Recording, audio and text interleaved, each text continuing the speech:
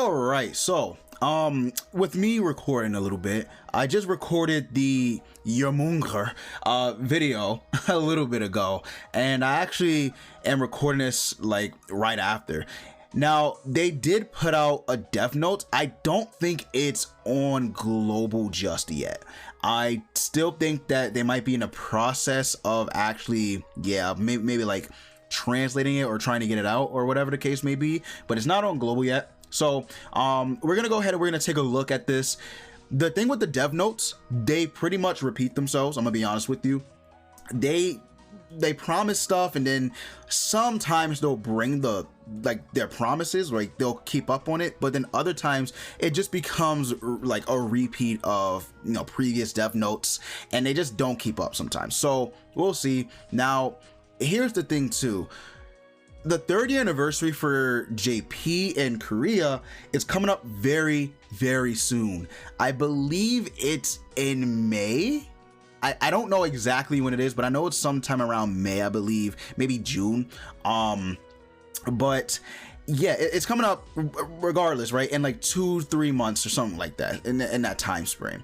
Now, I hope that they do, you know, decide to change the game for the better. They are working on Origins, so that could be a main reason why Grand Cross has kind of taken a dive in content a little bit. It could be, in fact, I think that's actually the main reason why it might be taking a dive in content. Now, I do know that there are content creators, you know, that do PvP, that make guides on certain death boss, or, you know, death matches, demons, whatever you want to call them, guild bosses. Like, there are different various content creators that do a lot of stuff, and it's really helpful for the community.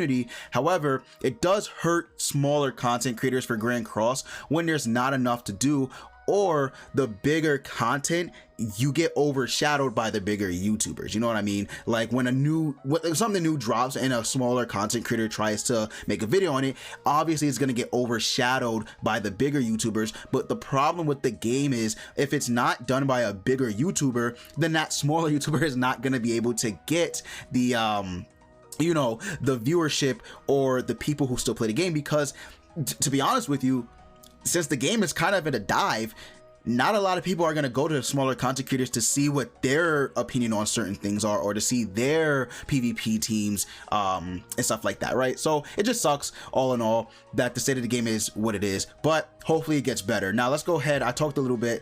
Let's go ahead and let's dive into the development notes. So the first thing to talk about is the Ragnarok story chapter 4. Now, obviously, a lot of people have a little bit of an issue with the Ragnarok story updates, in that it's not fast, or that it's a little slow in terms of updates, which makes sense. They should have been a little better with the Ragnarok story, I think. But as far as story goes, I think it's fine. I actually think it's really, really good. The story of Ragnarok itself, I think it's phenomenal. I think it's actually really, really good. And hopefully the actual author of the 7 Deadly Sins decides to make like a side, you know, kind of story of Ragnarok or something like that. That'd be really, really cool. Because I think they said Nabaka Suzuki, I think that's the author's name, is working with them with the Ragnarok. So maybe he could make a you know, a side story with this, so that'd be pretty cool. But yeah, the Ragnarok story like updates are slow, and I do think that they should start speeding up a little bit. But the problem is, every time they release a Ragnarok story, usually a new unit drops with it, right? So that's probably why they don't drop it as fast, because they need time to actually make the character, they need time to see where the meta is at and stuff like that. So that's probably why we don't see it fast, but the overall story is good, right? I like it. I like the story itself. Number 2, they talk about a questionnaire survey. I'll be honest, I feel like the questionnaire surveys don't do too much. Me personally, I feel like that.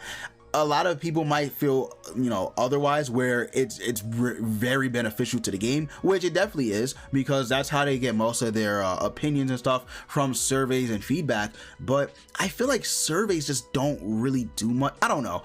It's not just for this game either. It's for multiple games. I feel like sometimes surveys are just a way to get statistics, and that's it, and they don't really do much.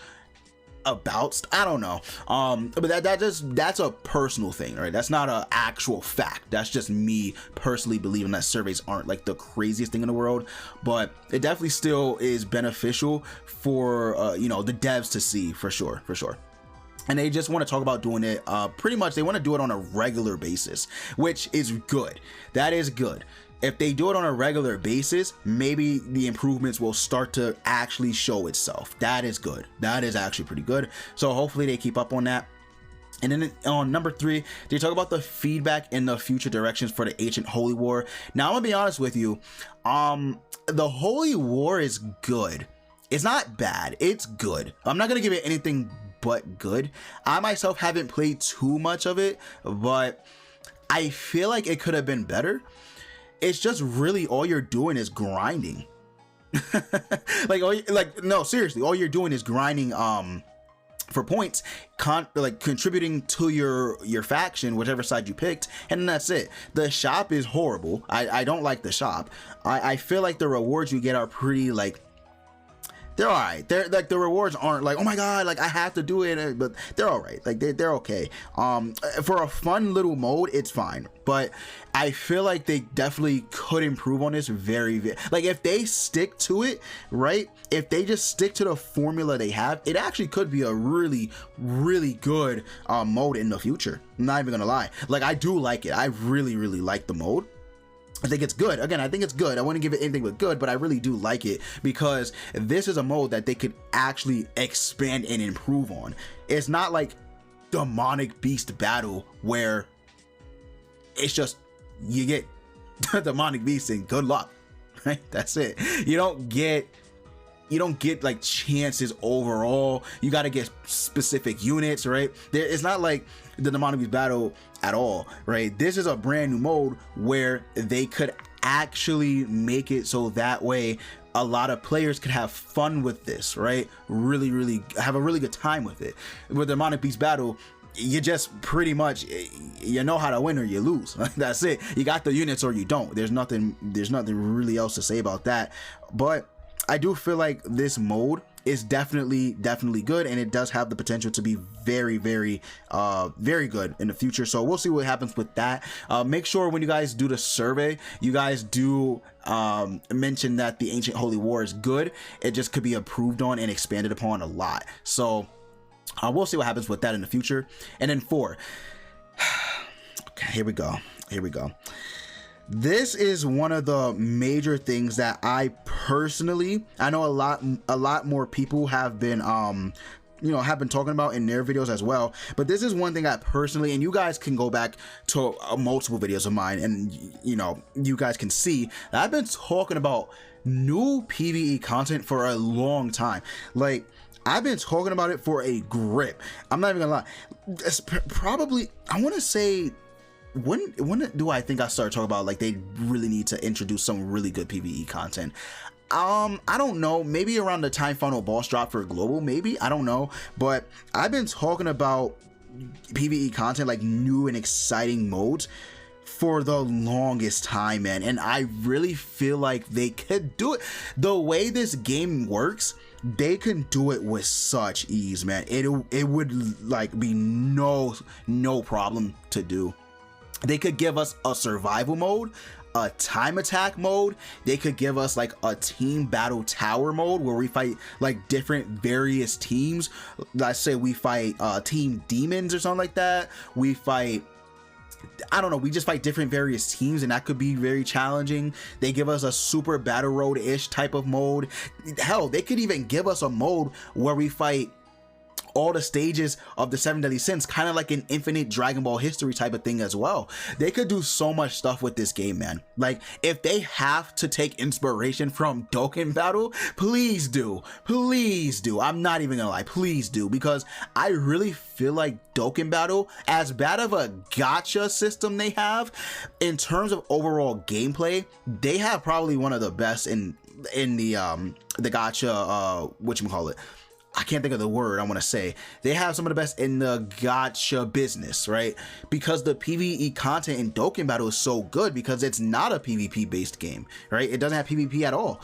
The closest thing, I guess, to PvP is the world tournament, but that mode sucks with donkey balls, right? But here in Grand Cross, they have a very, very good formula for the way the game works, the skills, the amount of teams that you can do. Make it so that when we have new PvE content, we can actually utilize old characters. Make it so that way we have to use old characters, right? Like, we get a tower where you have to use specific units, like you have to use counter melee, brawler bond, and I don't know, the free-to-play king. You have to use those 3 units to clear it and make it so that way it's not impossible, but it's challenging, right? They could do stuff like that. There's so many different things that they can do, and we just gotta hope and pray that they keep up on it for the 30th anniversary, because they're mentioning it for the actual anniversary itself, new PvE content.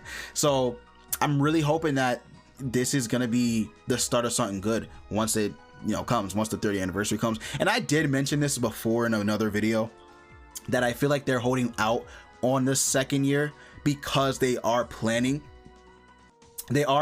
something good for the 30th anniversary. Because let's be real, let's keep it real, it's not that they don't care about global, but Korea and JP are their main focal point. It's not like global is in their mind 100% of the time, you know what I mean? Korea and JP, that's their main focal point. So they're going to care more about the 30th anniversary for those, those versions, more than they will the 2nd year for global. It is what it is, right? It's not like it's written it's literally right here. It's written in the facts, right? It's like you have the fact right here. The fact that they're preparing so many things for the 30th anniversary, right? It is what it is. But yeah, so they just want to create like a fun PvE content. Like they want to create different, obviously, forms of PvE content, but they do mention that they want to introduce this for the 30th anniversary. It says the new PvE content will be implemented as the same regular content. So it's gonna be the same thing like Super Boss Battle, Demonic Beast Battle, Tower Trials, etc. So it'll always be here pretty much, and it will be updated regularly in the form of a season system that opens and ends for a certain period of time. This is the thing that scares me a little bit. This right here, because this sounds a lot like Final Boss. I'm not gonna lie. Final Boss opens and ends for a certain period of time. It comes back, right? But it sounds really similar to that, which scares me a little bit. But we'll give it a chance, right? We have to give it a chance. We literally have to give it a chance. So we'll see. But let me go ahead and let me read this, because this is pretty important as well. So it says up here, strategy type PvE content. So yeah, they pretty much work around strategy type of PvE content as seen from the Demonic Beast battles, right? And Tower Trials. That's their form of gameplay. That is their form of gameplay.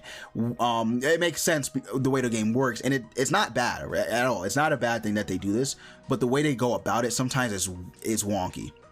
So they say they're developing new content that is being prepared in a direction that allows you to enjoy using your own characters without the burden of acquiring and training characters. So maybe we will get this mode and it'll have certain characters, or maybe all characters, right? And it'll allow you to have them at level 90 Super Awaken 6 potentially, because it says without the burden of acquiring and training characters. So I don't know. We'll see though. It is composed of stage progressing content instead of PvE content in form of boss battles. Clearing the stage by utilizing the characters you have and progressing in a way that each character grows little by little.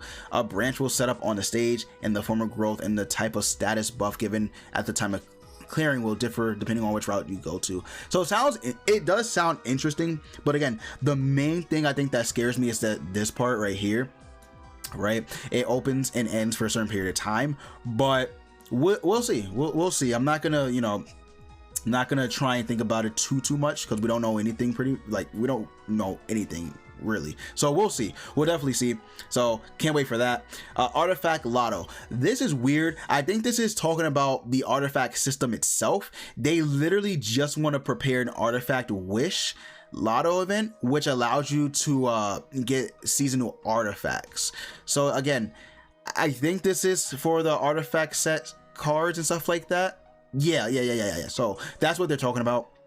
So that's cool. Artifact cards are very important because you can get certain sets, but I don't think it's like the craziest thing in the world if you miss certain seasonal ones, unless that seasonal artifact is very good. If it's a really good seasonal artifact, then you should probably try and get it. But for the most part, the artifact sets themselves aren't the craziest. I'm gonna be real, right?